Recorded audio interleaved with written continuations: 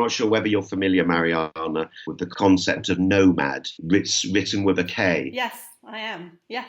So this idea that these days, all of us, but maybe particularly young people, we acquire knowledge and abilities, capacities in all sorts of different contexts, Correct. in formal educational institutions, in online, through experiences, at work, through pursuit of interests. So formal institutions are just one of the ways in which people acquire capacities and knowledge which they will use. And I think this also conditions the way that educational institutions must transmit or foment knowledge. Definitely. Of course, you know that my daughters are homeschooled. So that's basically the philosophy that we have been taking all over these years.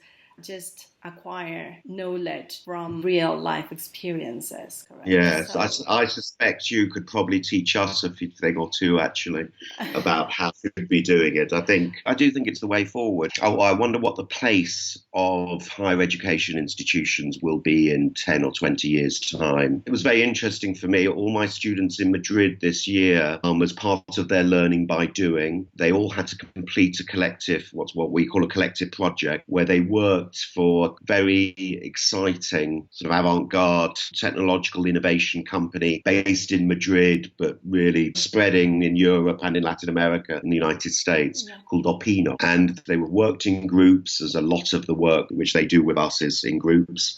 And they worked on groups to research and think about how different sectors and different aspects of business will evolve in the next 5 years. So they researched customer experience, artificial intelligence. oh my God, wow. Education. And because of the nature of the task they were given in their final presentations and in their final reports, they all talked about generational change, because generational change is a big factor in how things will develop and Correct. what people need. And this really gave this very sort of strong sense of there's a bit of a clash of cultures between younger people, Generation Z, to use a phrase, and educational institutions which traditionally have said to students, we are educational institutions, in the case of ESCP Europe, an educational institution with 200 years experience. Correct. We know what you need, and we are now going to teach you what you need. Exactly. And at the end of each semester, we will examine you to see if you have learned what we have told you you need. And I like to think we're an innovative educational institution, but this is still essentially the rules of the game. And this really clashes with, I think, with the way that young people are and aspire to be. You know, they feel, and this came across very strongly in these students' presentations of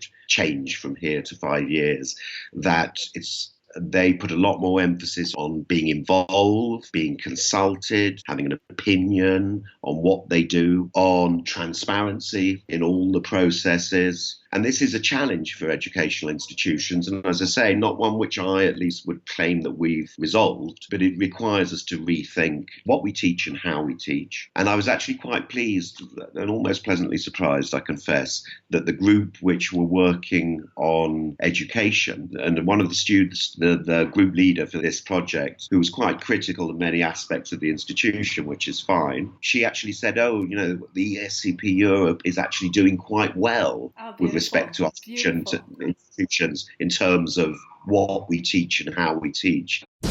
Are you listening? Damn.